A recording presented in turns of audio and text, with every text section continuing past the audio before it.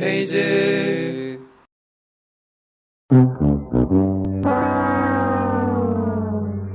자, 시작하겠습니다.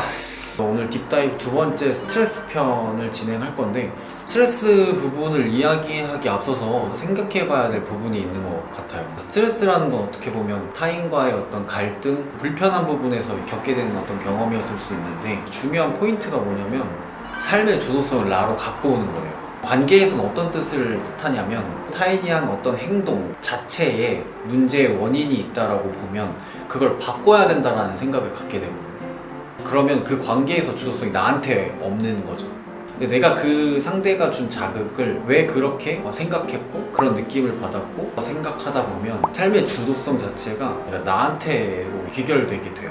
나한테만 잘못이 있다라고 보려는 관점이 아니고, 우리가 관계 문제에서 컨트롤 가능한 부분은 타인이 아니라 나거든요. 내가 잘못된 부분을 개선한다 이런 초점만 존재하는 게 아니라, 내가 바라는 것들을 이야기하고 상대가 바라는 것들을 이야기하면서 합의된 어떤 룰을 만들어 갈 수도 있고, 내 경계를 명확하게 알리고 선을 둘 수 있어요. 그렇게 선택함으로써 관계를 주도적으로 끌어갈 수 있는 부분들이 있거든요. 그러려면 우리가 그 스트레스 안에 어떤 욕구 혹은 어떤 것을 원했는지 알아야 해요. 그래서 스트레스 부분의 가장 큰 초점은 결국 그들의 어떤 행동 혹은 나한테 했던 말이나 자극들이 어떤 점으로 어떻게 자극이 되었는지 살펴봐야 하고, 그 안에서 내가 추구하던 건 무엇이었고 어떤 욕구를 갖고 있었는지를 알아내는 것까지가 근본적인 목적입니다. 방금 이야기했던 그 목적을 좀 잘 생각하면서 타인의 잘못을 찾는 것이 아니라, 그것이 나한테 왜 그런 불편한 감정들을 느끼게 했는지, 어떤 점이 불편했고 싫었는지, 무엇을 바랬는지를 생각하시면서 정리를 해보시길 권해드립니다. 자, 그러면 시작해보도록 하겠습니다. 역시나 오늘도 명성님부터 시작하겠습니다. 5가지 다 얘기하셨나요? 제일 격렬하고 어려운 것들. 격렬하고 어려운 것 단일 대상이 아니고요. 어른. 네, 어른. 어른에게 받았던 스트레스가 하나 있어요. 근데 촬영하면서 발견한 건데 좀 코를 자주 마시고. 네, 어쩔TV. 저쩔 냉장고. 네, 어쩔TV. 스트레스를 저에게 주는 사람은 이제 어른이라는 사람들. 특히 그 처음 만나는 어른인데, 대할 때 무슨 말을 해야 될지 잘 모르겠다, 당황을 많이 해요. 그때 좀 스트레스를 받고 있습니다. 자세하게 에피소드적으로 말씀해 주실 거예요. 제가 일을 하다 보면 클라이언트를 만날 때가 있잖아요. 둘이 이제 같이 있는 상황이 생기는데, 그때 일단 처음에 느끼는 게 어색해요. 되게 기류가 어색한데 그 상황에서 어떤 말을 해야 할지 모르는 거죠. 그때 스트레스를 받아요. 근데 상대방이 먼저 저한테 무슨 이야기를 해요. 요새 어떻게 일 잘 돼가냐, 인사치레 같은 그런 질문들을 해주세요. 그러면 저도 받아치는데 그것도 말에 자신이 없어요. 아, 요새 뭐 잘 되고 있습니다 하면서 이제 끝나요. 그리고 또 묘한 기류가 흐르고 서로 불편해지면 클라이언트 분이 어디로 가세요. 그게 되게 불편하더라고요. 그래서 그럴 때 스트레스를 좀 느끼고 있어요. 어떤 상태가 되길 바랬을까요? 제가 원했던 건 제가 무슨 말이든 하면 좋겠다라는 생각을 많이 해요. 그 순간에 요새 날씨 어떻다 뭐 이런 시시콜콜한 얘기라도 좀 하면 좋겠다, 내 스스로한테 그런 생각을 하는데 못하겠더라고요. 왜 해야 된다고 생각해요? 이 어색한 분위기를 깨기 위해. 네. 어색한 분위기 깨는 건 어떤 점에서 중요하죠? 제가 덜 불편하니까요. 그 상황을 좀 모면하고 싶은 방법으로 무슨 말이든 좀 하고 싶은데 입이 잘 안 떨어지는 거죠. 클라이언트를 만나러 갈 때 무슨 말을 해야 할까 생각해야 하나? 그런 생각도 들더라고요. 어떤 네. 상태가 되길 바래요? 말을 예를 들어서 자연스럽게 서로 대화를 나눌 수 있는 상태가 됐어요. 이런 상태를 원해요? 네. 왜 그런가 생각을 해봤을 때 좀 잘 보이고 싶은 게 있는 것 같아요. 잘 보이면 어떤 점이 좋아요? 클라이언트랑 소통할 수 있는 관계가 생기잖아요. 그러면 일을 할 때는 좀 더 편할 수 있고. 어떤 점에서 편해요? 제가 되게 딱딱하거든요. 하거나 그런 건 좀 신뢰가 될 수도 있다고 생각합니다. 이게 좀 그 사례 자체가 모호한 게 그 뭐라고 해야지? 이렇게 이야기가 될까요? 처음 보는 사람과의 불편함? 만약에 또래라면? 그렇게 침묵이 흐르는 상황에서도 크게 불편하지 않아요. 어떤 차이예요? 잘 보여야 할 이유가 없는 느낌. 어른들한테 좀 유독 잘 보여야 한다는 생각이 좀 강한 것 같더라고요. 어떻게 보면 잘 본 거예요? 생각해본 적이 없네요. 네. 이런 경우들도 있는 거죠. 모호한 상태에서 원하는 게 있는 거예요. 구체적인 그림들이 없는 거죠. 그러면 내가 하는 모든 행위가 불편해 보이고 이게 맞나? 저게 맞나? 이런 생각들이 계속 들거든요. 이걸 밝혀내는 작업들이 필요해요. 관계상에서 어떤 상태가 되길 바라는가? 좀 더 생각해보면 좋지 않을까라는 생각. 근데 이렇게 빌드업 해가니까 말을 못하겠는데 왜 어려울까? 어른을 대하는 게 라고 생각을 해봤을 때 기억나는 경험 큰 게 하나 있어요. 페이지 동안. 아 이건 아니에요. 어렸을 때. 네, 그럼 한번 얘기해볼까요? 어렸을 때 어른들에게 거절당했거나 부정적으로 인식될까봐 부담스러웠던 상황. 기억이 났던 거는 라면 사건이에요. 저희 가족은 할아버지의 의사결정 권한이 아주 세기 때문에 제가 라면을 먹으려면 할아버지한테 여쭤봤어요. 근데 매몰차게 안 된다고 하시는 거예요. 그런 할아버지한테 제가 안 된다는 거절의 경험이 굉장히 많았던 거죠.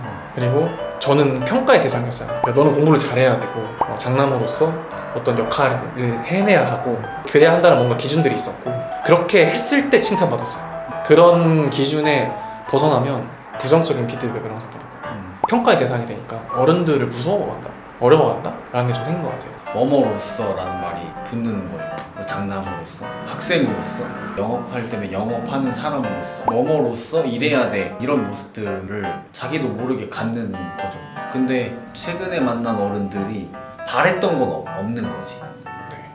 별로 원하는 게 없었어요. 그렇다라는 건 과거에 쌓여져 있던 기준들로 좋은 사람으로서의 이미지를 자꾸 보여주려는 그런 경향들. 욕구는 사실 올바른 사람으로서 비춰지길 바라는 마음이 있는 거고, 두 번째가 피드백이 모호한 상태가 되는 거예요. 학생이면 학생다워야지 이렇게 피드백하는 거예요.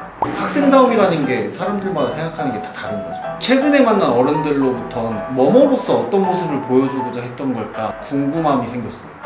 담당자로서 신뢰감 있는 모습? 가기 전에 저희 내부에서 저한테 해주시는 말씀이 있어요. 너가 잘해야 된다. 네가 모르면 우리 안 믿는다. 너가 여기 얼굴이야. 같습니다. 맞는 말이잖아요. 맞는 말인데 그게 잘못됐다는 게 아니라 어려워지는 지점인 것 같아요.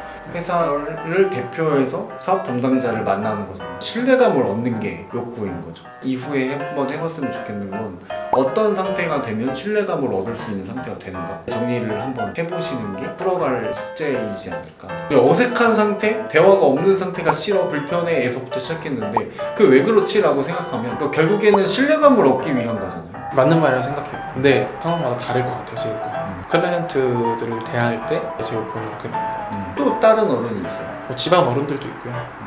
그러니까 이게 뭐뭐로서 앞에가 붙는 것 같아요. 네, 뭔가 집안 어른들이면 할아버지한테 손자로서, 가족의 장남으로서 이런 말들이 붙는 거죠. 그때 충족해야 되는 기준들이 있다. 멋모로서 눈치를 보게 되는. 근데 그게 대체적으로 올바른 사람을 지향하는 데서 흘러나오는 경우들이 되게 많더라고요.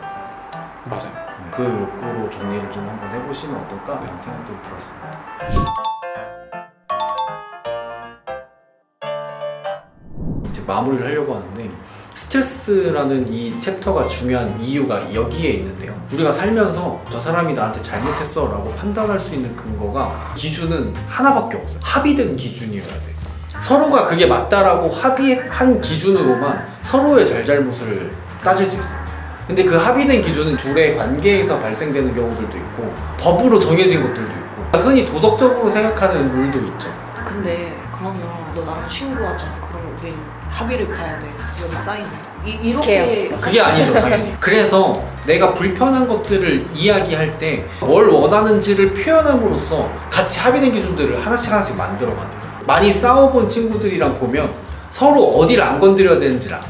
말하지 않았어요. 이거 앞으로 건드리지 마 너.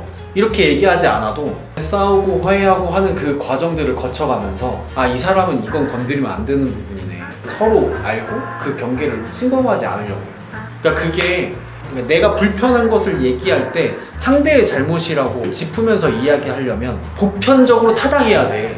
그러니까 우리는 합의된 기준이 없는 것들이 너무 많다. 각자의 색깔이 달라서 발생하는 갈등들이 훨씬 더 많다는 얘기예요. 그 갈등을 자꾸 누군가가 잘못해서 발생한 문제, 잘잘못을 따지는 방향으로 프레임을 걸어버리면 해결되지 않고 싸움만 하다가 끝나거나 말 안 하고 묵혀두고 점점 멀어지고 이렇게 되는 경우들이 되게 많다는 얘기죠.